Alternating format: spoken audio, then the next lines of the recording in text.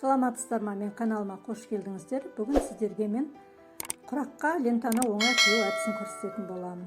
Матаны түгін өзіңізден жоғары қаратып қоясыздар. Түгі мынандай сипағанда жоғары қарап тұрады.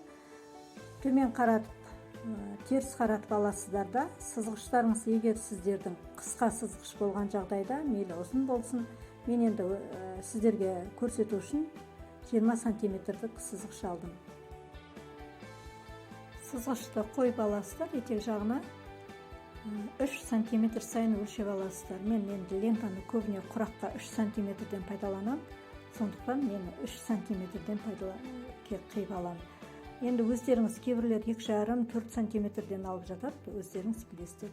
Ручканың басын төмен қаратып отырып, жаймен жоғары қарай бір сызықпен ручканы бостап сызып отырсаңыздар, өзі жолы ашылады.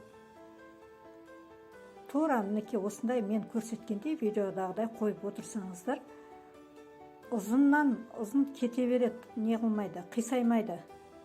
Осылай тура сызып кете бересіздер.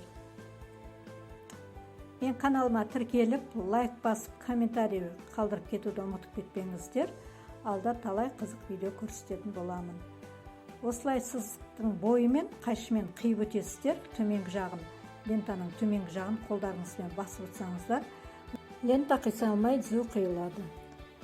Осы тәсілді қолдансаңыздар, уақыттарыңызды үнемдеуге болады.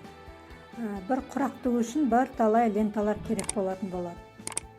Сіздермен бірге болған мен, Серікгүл Медетбайқызы. Видеоны соңына дейін тыңдап көргендеріңізге рахмет.